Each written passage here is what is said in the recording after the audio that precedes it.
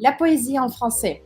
Qui ici a l'habitude de lire de la poésie ou de consommer de la poésie en français? Pourquoi est-ce que nous devrions lire la poésie? Avant les niveaux avancés, en général, on commence à introduire la poésie plutôt dans les niveaux avancés de français, mais je recommande que tout le monde ait l'habitude de lire de la poésie. Pourquoi? Parce que tu peux trouver différents styles, tu t'approches de la littérature, tu peux élargir ton vocabulaire, mieux comprendre la culture francophone et en plus, tu as accès à des textes plus courts, donc tu commences à construire ton habitude de lecture en français. Comment est-ce qu'on devrait choisir un poème? Les poèmes, ils peuvent être en prose ou en vers, et je te recommande de commencer par les poèmes plus courts, d'accord? Peu importe si en prose ou en vers. Et aujourd'hui, je vais pouvoir te montrer 3 poèmes différents.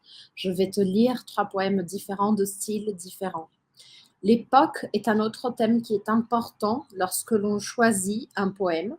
Pourquoi? Parce que selon l'époque, le langage sera différent, la forme de formuler. Vous allez voir ça clairement avec les trois exemples que je vais vous présenter. Je recommande que tout le monde commence par Jacques Prévert parce qu'il a un langage plus contemporain, sans être fou non plus. Donc c'est un langage un peu cinématographique, on dirait un peu un film, les histoires qu'il raconte dans ses poèmes.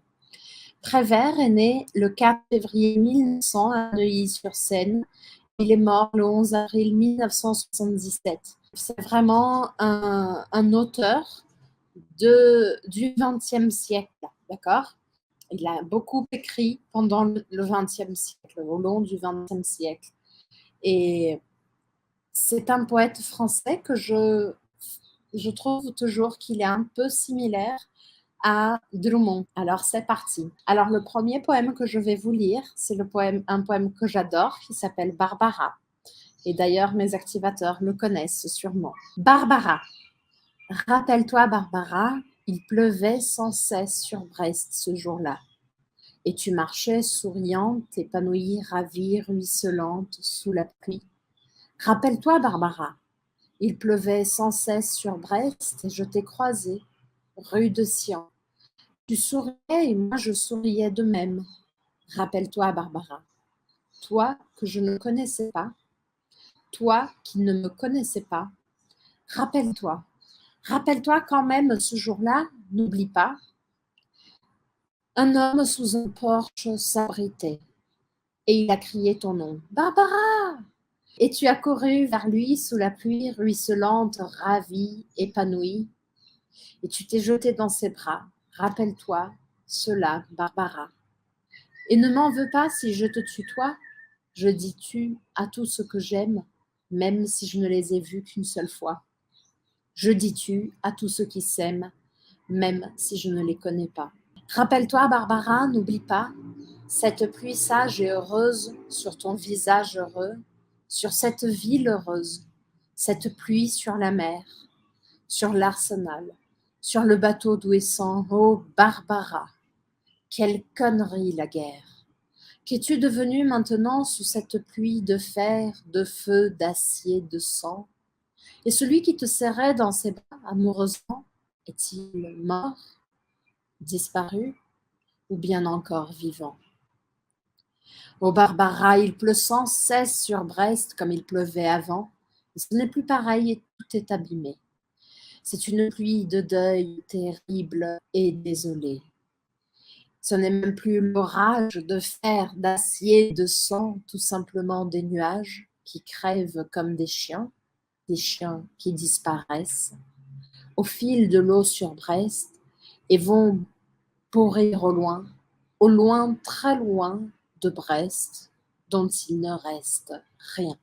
Alors, imaginez cette situation. Si tu n'as pas compris, tu peux revoir et tu peux accompagner sur YouTube où je suis en train de partager mon écran. Et je vois qu'il y a des gens qui disent que si, même sans comprendre le français, si on fait très attention, on comprend quelques mots.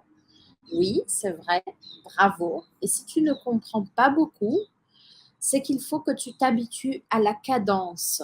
Alors, c'est pour ça qu'avoir recours à ce qui est écrit est important aussi. Dans un poème comme celui-là, qui raconte une histoire, on a plein de choses qui nous montrent le sens de ce poème.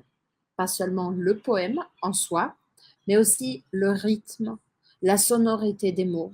Et c'est en écoutant plusieurs fois que tu vas t'adapter et tu vas à chaque fois écouter et comprendre un petit détail de plus, un petit détail de plus. La poésie, c'est une question d'habitude. On doit s'habituer à la poésie. Et comme je vous ai dit, cette poésie nous raconte une histoire. Donc, c'est une occasion aussi de découvrir une histoire à partir d'un poème. Ce poème, il est écrit avec un langage très conventionnel, un langage qui pourrait être utilisé à l'oral. Il parle de cette femme qui s'appelle Barbara, qu'il a croisée dans la rue et qu'il ne connaissait pas. J'aime beaucoup l'extrait qui dit « Je dis tu à tout ce que j'aime, même si je ne les ai vus qu'une seule fois.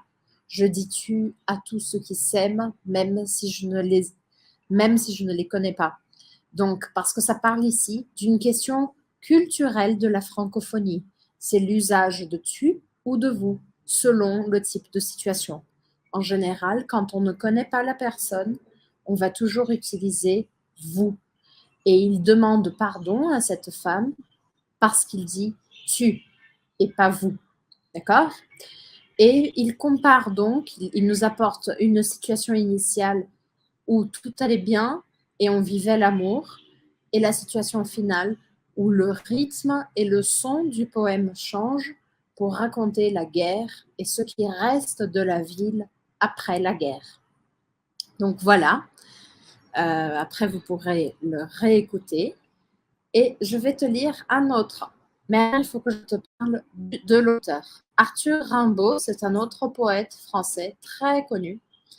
C'est un poète français né le 20 octobre 1854, donc une cinquantaine d'années avant Prévert, à Charleville. Et il est mort le 10 novembre 1891. Donc il est mort avant la naissance de Prévert, d'accord? Il est mort à Marseille. Bien que brève, son œuvre poétique est caractérisée par une prodigieuse densité thématique et stylistique, faisant de lui une des figures majeures de la littérature française. Donc, je vais vous présenter un poème d'Arthur Rimbaud qui s'appelle Aube. L'aube, c'est le petit moment qui existe au début, les premiers rayons de lumière de la journée, entre la nuit et le jour. D'accord? J'ai embrassé l'aube d'été. Rien ne bougeait encore au front des palais. L'eau était morte. Les camps d'ombre ne quittaient pas la route du bois. J'ai marché, réveillant les haleines vives et laides, et les pierreries regardèrent, et les ailes se levèrent sans bruit. La première entreprise fut, dans le sentier déjà empli de frais et blêmes éclats, une fleur qui me dit son nom. Je ris au wasserfall blond qui s'enchevela à travers les sapins. À la cime argentée, je reconnus la déesse. Alors, je levai un à un les voiles, dans l'allée en agitant les bras, par la plaine où je les dénonçais au coq. À la grande ville, elle fuyait parmi les clochers et les dômes, et courant comme un mendiant sur les quais de marbre, je la chassais. En haut de la route, près d'un bois de laurier, je l'ai entourée avec ses voiles amassées, et j'ai senti un peu son immense corps. L'aube et l'enfant tombèrent au bas du bois. Au réveil, il était midi. Donc ici, nous avons un style complètement différent. Je dirais peut-être plus poétique si on peut faire une évaluation de ce type, mais c'est peut-être aussi la question du langage de l'époque. Donc c'est un langage moins quotidien et il y a beaucoup plus d'images qui sont créées, de références, d'images. C'est un langage moins du quotidien et un langage plus poétique dans ce sens-là. Il y a aussi un rythme qui est important et surtout cette histoire de l'aube qui termine avec au réveil, il était midi. Donc c'est comme si cet auteur qui écrit ce poème vivait quelque chose très particulier à l'aube, mais peut-être qu'il se rendort et quand il se réveille, il est midi. Donc l'aube, c'est vraiment passé depuis longtemps. Les poèmes d'Arthur Rimbaud sont toujours un peu sensuels. Il y a toujours une certaine sensualité. Il parle beaucoup de l'amour, du désir, de ce type de choses. Je ne veux pas faire une grande analyse du poème. Mon objectif ici était juste de vous faire découvrir un poème d'Arthur Rimbaud. Et aussi un poème de Charles Baudelaire, un autre grand auteur. Charles Baudelaire est né le 9 avril 1821 à Paris et mort dans la même ville, donc à Paris, le 31 août 1867. C'est-à-dire qu'il a un peu vécu en même temps que Rimbaud et que dans l'ordre de progression, on aurait Baudelaire, chronologique, on aurait Baudelaire, après Rimbaud et après Prévert. Bien sûr, il y a d'autres poètes, même de la même époque ou avant ou après, mais c'est juste pour vous familiariser un peu. Le poème s'appelle « À une passante ». La rue assourdissante autour de moi hurlait. Longue, mince, en grand deuil, douleur majestueuse, une femme passa, d'une main fastueuse, soulevant, balançant le feston et l'ourlet. Agile et noble, avec sa jambe de statue, je buvais crispé comme un extravagant. Dans son œil, ciel livide ou germe d'ouragan, la douceur qui fascine et le plaisir qui tue. Un éclair, puis la nuit, fugitive beauté dont le regard m'a fait soudainement renaître, ne te verrai-je plus que dans l'éternité? Ailleurs, bien loin d'ici, trop tard, jamais peut-être, car j'ignore où tu fuis, tu ne sais où je vais, ô toi que j'eusse aimé, ô toi qui le savais. J'aime bien ces trois poèmes ensemble, je trouve qu'ils vont bien ensemble.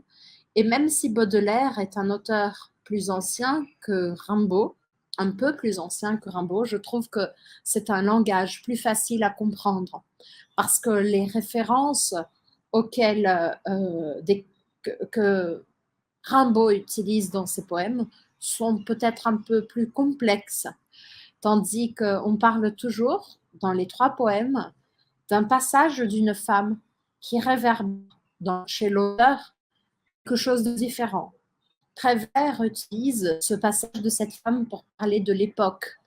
Donc, il a un thème un peu plus politique, social. Rimbaud parle du passage de l'aube et d'une femme, une certaine déesse, comme une façon de parler du désir.